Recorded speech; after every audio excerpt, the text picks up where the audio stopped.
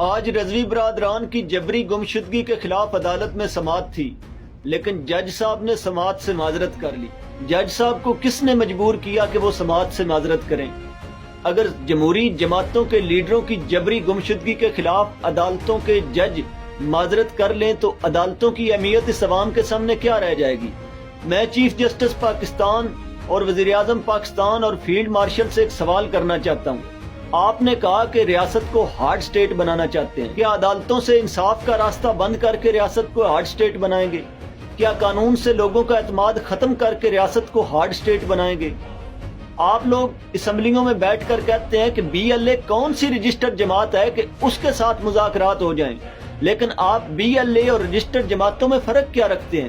آپ جو رجسٹرڈ جماعتیں ہیں جو آئین اور قانون کے مطابق احتجاج کرنے کے لیے نکلتے ہیں، ان کو گولیاں مار کے بتر بند گاڑیاں چڑھا کر ان کی لاشوں کے اوپر کھڑے ہو کر سیلفیاں بناتے ہیں، ان میں اور جو آپ کے ملک کے اوپر حملہ کر کے بینکوں پر راکٹ لانچر مارتے ہیں، ان میں آپ نے فرق کون سا رکھا ہے؟ آپ نے کیا جمہوری جماعتوں کے ساتھ اسمبلی کے ذریعے بات چیت کرنے کا راستہ کھلا چھوڑا ہے؟ آئین اور قانون کے مطابق ان کا اپنے کیس لڑنے کا راستہ کھلا چھوڑا ہے؟ جو اس ملک کے اندر رجسٹرڈ جماعتیں ہیں، اگر عدالتوں کے راستے ان کے اوپر بند ہوں، مذاکرات کے راستے ان کے اوپر بند ہوں، تو کیا اس ملک کے بجائے وہ بی ایل اے سے انصاف لینے کے لیے جائیں؟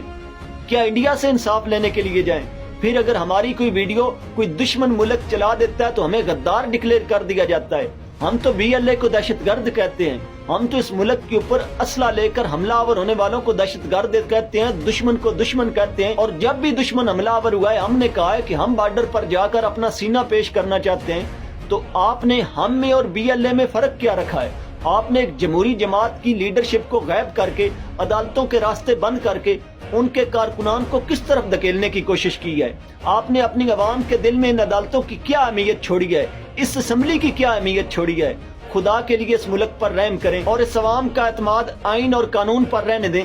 گولی کے ذریعے اس عوام پر فیصلے مسلط مت کریں۔ آپ نے مقرر تھا، لیکن جیسے ہی کال ہوا ہے جج صاحب نے پرسنل ریزنس کی وجہ سے اس کی سماعت سے معذرت کی ہے اور کل کے لیے کسی دوسرے بینچ پر رکھا ہے، تو کل فکس ہوگا۔ سر یہ درخواست گزار کون تھا اس میں درخواست گزار جو ہیں وہ ثروت فاطمہ ہیں، جو ٹی ایل پی کی ممبر بھی ہیں اور مخصوص نشست سے کراچی سے سر موقف کیا تھا درخواست میں؟ سمپل ہیبیس ہے کہ ان کو پروڈیوس کیا جائے عدالت میں، ساتھ رضوی صاحب کو اور